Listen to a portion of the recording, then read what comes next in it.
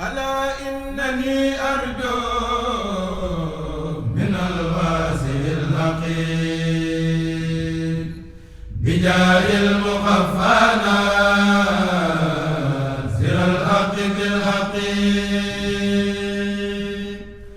ألا إنني أرجو من الواسع الحقيق بجاه المخفى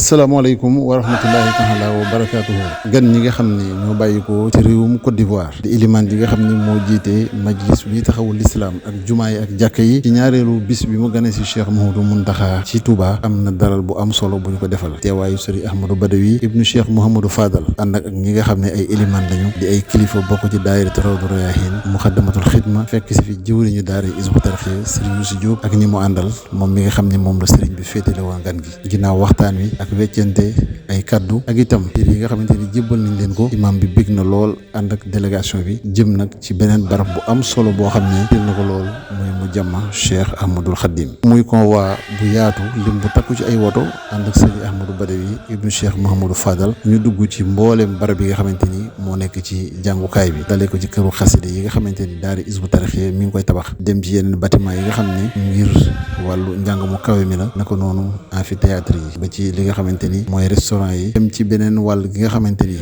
majalis ba moo fay nekk njàngum alxuraan mi loolu lépp di ay bâtiment yoo xam ne wër gi ñuy wër ànd ak ñu di ko leeral jëlee na ci xam-xam bu am solo ci taxawaayu Cheikh Mouhamadou Mountakha ci jàng ak jàngale waaye itam fi nga xamante ni mooy yéene yi mu am ci yóbbu fa njàng mi ci dëkk bu tedd bii di Touba. ginnaaw nag bi ñu jógee foofee ci mu jama Cheikh Ahmadoul Khadim la ñu ñëw ci Daarul Minaan kër Cheikh Mouhamadou Mountakha Mbacké foofee la imaan ji daje ak sëriñ bi mboolem délégation bi nga xam ne ñoom la àndal itam kenn ku ci ne mu présenté la nuyoole la ak sëriñ bi lu bokkul ak imaam yi ak ñi mu àndal ci conseil supérieur islamique ba nekk foofee ci Mauritanie nemmeeku nañ ci itam lu takku ci ay bokki taalibe ñu mën cee ràññee ñi teewal sëriñ bi foofee ci Côte d'Ivoire naka noonu itam lenn ci ay murit yoo xam ne ña nga ci Yamoussoukro ñoom ñëpp itam ñu teewee waxtaan wu am solo kaddu yi nga xam ne imaam Jakite yëkkati na lila nabii romiye Muhammad bin Abdillah wa ala alihi wa sahbihi wa sallam taslima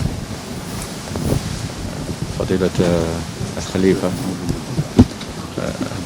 سأبدأ بالعربية وأتم بالفرنسية حتى يفهم الجميع. تلقينا الدعوة الشريفة من فضيلة الخليفة وجئنا تشرفنا كثيرا لأنه أرسل إلينا أحد أبنائه ليأتينا على الدعوة وجئنا لاستجابة جئنا كأبناء يطلبون الدعاء والتوجيه والنصيحة من الأب والخليفة. نشكر وتشرفنا كثير نشكر فضيلة الخليفة على دعوتنا وإن شاء الله أنا اليوم شيخ الأئمة في كوت ديفوار رئيس المجلس الأعلى للأئمة والمساجد والشؤون الإسلامية وتحت رعاية هذا المجلس والأعداء عدد الأعداء أعداء الأئمة 20,000 إمام والمساجد تقريبا 8,000 مسجد في جميع أنحاء البلد حتى يستفيد الجميع. سأقف هنا بالعربية وأواصل بالفرنسية. Nous avons dit que l'éminence Khalifa a demandé les nouvelles. Nous avons dit que nous sommes venus répondre à son aimable invitation. Il nous a fait l'honneur. Oui. Il nous a fait l'honneur d'envoyer un de ses enfants pour nous remettre une invitation en Côte d'Ivoire pour venir le saluer. Nous sommes venus comme des fils qui viennent à leur père, comme des élèves qui viennent à leur maître pour demander bénédiction et demander orientation. Nous sommes à la tête du Conseil supérieur des imams, des mosquées et des affaires islamiques en Côte d'Ivoire. Dans le Conseil des imams, dans le COSIM, nous avons environ 20 000 imams et plus de 8 000 mosquées que le Conseil supervise en Côte d'Ivoire. Notre organisation, le COSIM, est une sorte de fédération. Dans le COSIM, vous avez tous les tariqas. Vous avez toutes les écoles, toutes les tendances islamiques se retrouvent pour coordonner les activités de l'islam. Après, chaque imam, quand il rentre dans sa mosquée, chacun est autonome.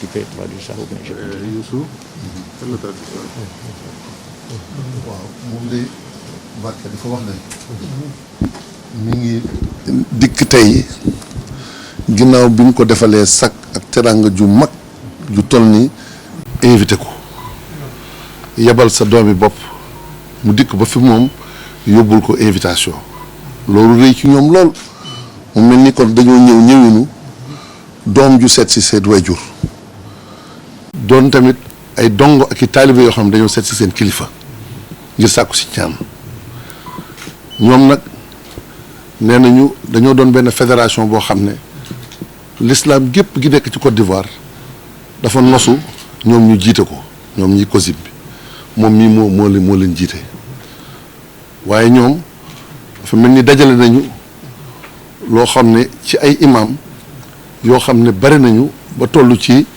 limub 20 junni imam yoo xam ne bi ñu ko xoolee tamit nekk nañ ci lu tolloog juróom-ñetti junni ay jàkka ci biir réew ma nee nañ nag ay mazahib yëpp nag am na ci dafa mel ni jullit ñi ñoo booloo nga xam ne kenn ku ci ne tariqa boo mën a ne wala tamit mazahib mazhab boo mën a nekkit ñoom ñëpp dañoo dojale seen bopp nekk ci kilifteefu li nga xam ne moom mooy COSIM bi waaye nee na ku ci nekk nag boo demee delloo ci sa jàkk yaa yor kilifteef ki am nga autonomie pour doxal sa liggéey. COSIM mooy conseil maanaam majlis. waaw comme majlisul ala wala majlis boo xamante ne moo kawe di lijjanti lépp lu jëm ci jàkke yi imam yi ak mbiri l'islam yëpp ci réewum Côte d'Ivoire. Nous sommes venus pour écouter l'éminence, le calife, mais nous demandons surtout ses prières.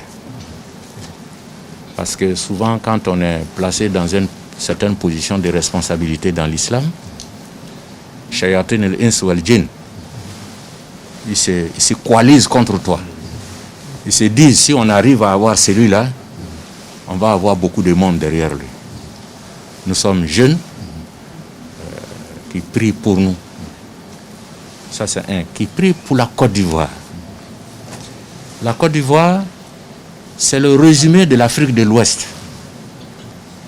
Tous les pays francophones, tous les pays de l'Afrique de l'Ouest ont de fortes communautés en Côte d'Ivoire.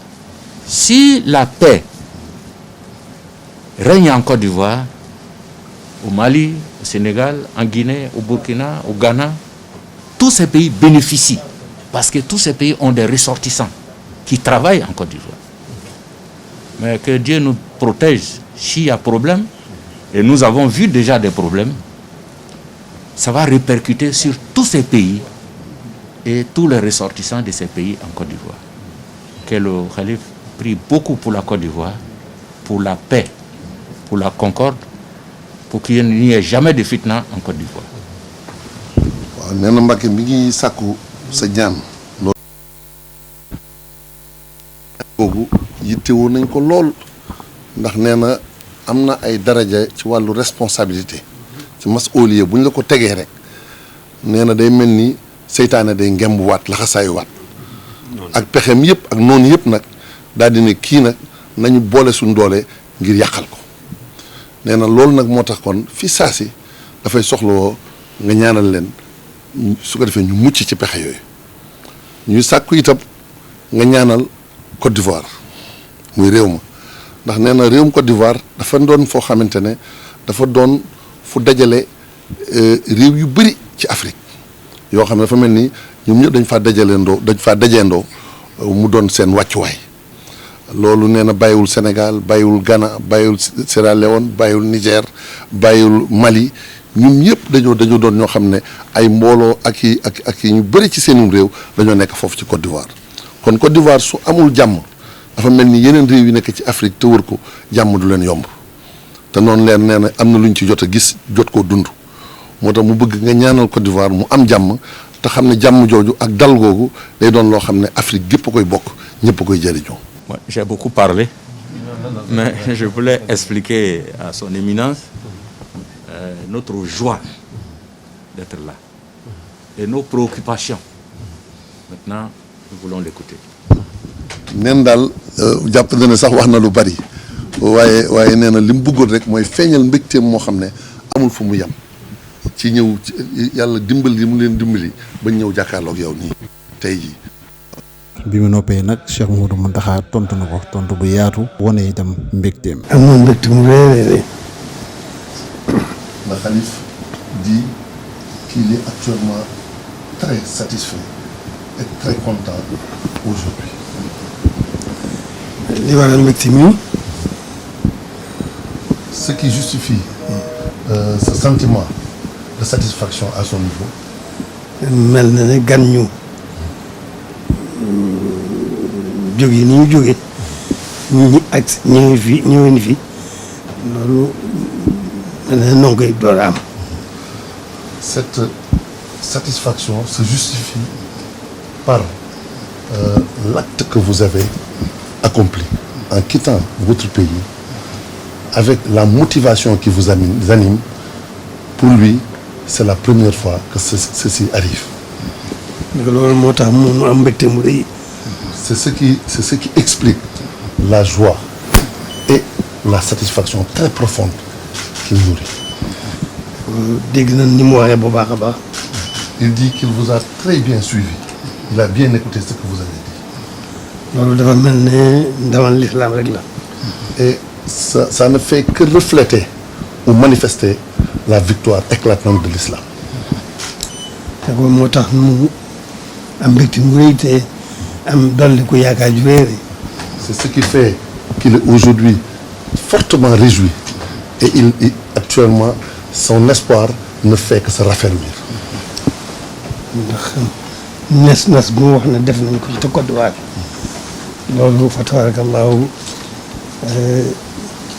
lu rëy ci l'islam lu am njëriñ ci l'islam la. Car il dit la façon dont l'islam est bien coordonné et bien administré en Côte d'Ivoire, ça c'est un acquis considérable en faveur de l'islam. moo tax kon noonu kon noo leen noo koy nuyu di nuyu mbooloo mu baax mi mu àndal bu baax gi ay ima yi mu àndal. C'est ce qui fait qu'il vous renouvelle ces salutations très distinguées, ainsi qu'à toutes les autorités qui représentent des assemblées différentes. Donc il ne fait que renouveler ces salutations à votre endroit. ñun xam nañ li leen yëkkati bu baax a baax. Il sait ce qui motive votre venue ici à Touba aujourd'hui. xam nañ ne loolu liggéey l'islam la. Il sait que c'est mû par une ambition de travailler pour la cause de l'islam. loolu moo tax mu am mbégte mu rëy. C'est ce qui explique la joie et la satisfaction qu'il ressent. seen suñu xol sedd na bu baax. di taxawaay bi nga xam ne Côte d'Ivoire bu ñëw ngir l'islam noonu lañ ci sant bu baax a baax a baax leen ci gërëm. Donc il vous témoigne sa satisfaction et vous félicite pour l'action sublime que vous avez accomplie en faveur de l'islam. Ce déplacement que vous avez fait depuis la Côte d'Ivoire jusqu'à ici. loolu dafa mel ne rek dañu gën soññu ci l'islam dañ gën a mën a jugaat bu baax a baax parce que liggéey si l'islam. C'est comme si vous étiez venu pour nous exhorter encore davantage afin que nous puissions redoubler d'efforts pour travailler pour la cause de l'islam ici. kon moom dafa mel ne ñoom dañuy yëg Cheikh Ahmadou Bamba dañoo mel ne dañoo yëg li ko fi taxoon a ñëw mu nekk ci ba ni mu mujjee borom. C'est comme si vous étiez très au fait de ce qui était la base ou les fondements du travail, de la cause que défendait Cheikh Ahmadou Bamba. Toute sa vie durant, c'est pourquoi il a travaillé, il a œuvré jusqu'à son retour à son Seigneur. kon nag ñu xam ne fii ci jotaay bi tey ñoo ngi fas yéene gën a feddali wala l'islam ñu seq. Donc, vous êtes venu donc raffermir et consolider les liens fraternels islamiques qui nous unissent. ñu fas yéene ci sunu kanam itam ñu gën cee am yitte bu baax a baax a baax gën a sàmm sunu wëllëre bi dox suñu diggante mu wëllëre l'islam. C'est pourquoi également, en ce qui le concerne, il est déterminé à aller dans le même sens pour raffermir et consolider les liens fraternels qui nous lient pour l'avenir en essayant de mieux raffermir ces relations. kon li mu ëmb ci xol bu sedd ak mbégte mu rëy mën na koo sax ci suñu làmmiñ du koy seeral suñu borom bi nga xam ne mooy borom lépp. Il dit également que ce qu'il ressent comme satisfaction et comme témoignage de reconnaissance, il ne peut même pas l'exprimer par lui-même. Il ne fait que le témoigner de façon très sincère vis-à-vis de son Seigneur, afin qu'il l'agrée, cette action. kon daal li mu nekk li mu fi mbégte mi mu am daal mën na ko wax ci sunu làmmiñ waxtu bi jot na waaye li mu ëmb ci yiw woo xam ne amee nañ leen ko loolu mën na ko xajatu fi waaye loolu rek moo nekk moom rek la ñu fekk si te moom lañ fiy bàyyi itam incha allah ñu fas yéene ko ànd ak ñoom. Il dit également qu'avec l'exiguïté du moment, surtout avec la prière, il sait que nous sommes indigents à vous exprimer convenablement le sentiment qu'il ressent en termes de satisfaction.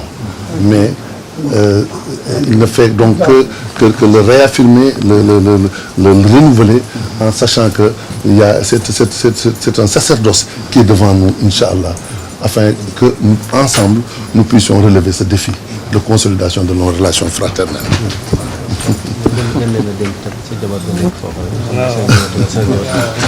gannaaw loolu itam nag yëg nañu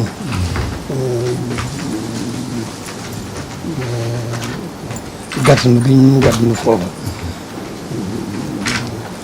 ak ci jóge ci suñu bokki taalibe bi yëpp a nekk noonu leen di gën a dénk bokki taalibe bi yëpp a nekk te ñu xam ne ni mu demee rek la nii dañu leen jàpp na Sénégal comme mooy seen ñaareelu réew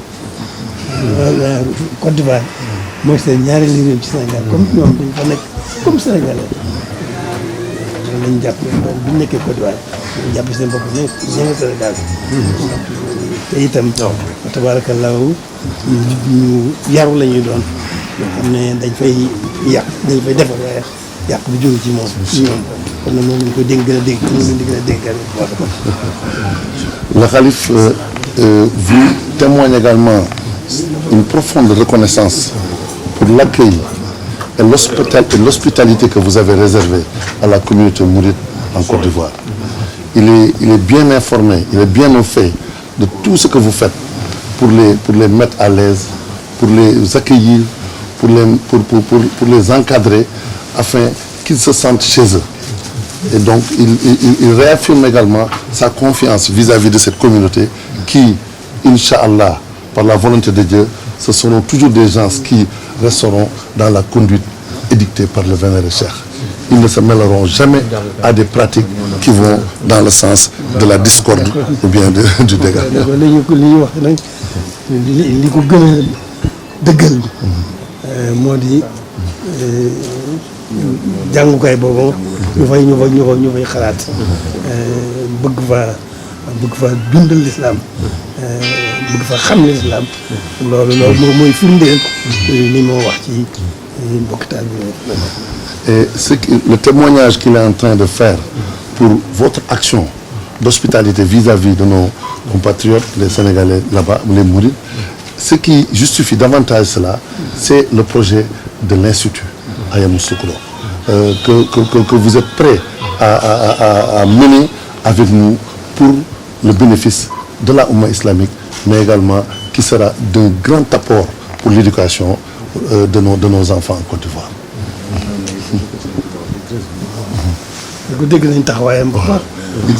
Il dit qu'il est bien au fait et bien informé de votre position et de ce que vous avez fait comme action pour faciliter toute cette œuvre qui est en train d'être édifiée en Côte d'Ivoire. Donc il vous renouvelle ses remerciements les plus profonds.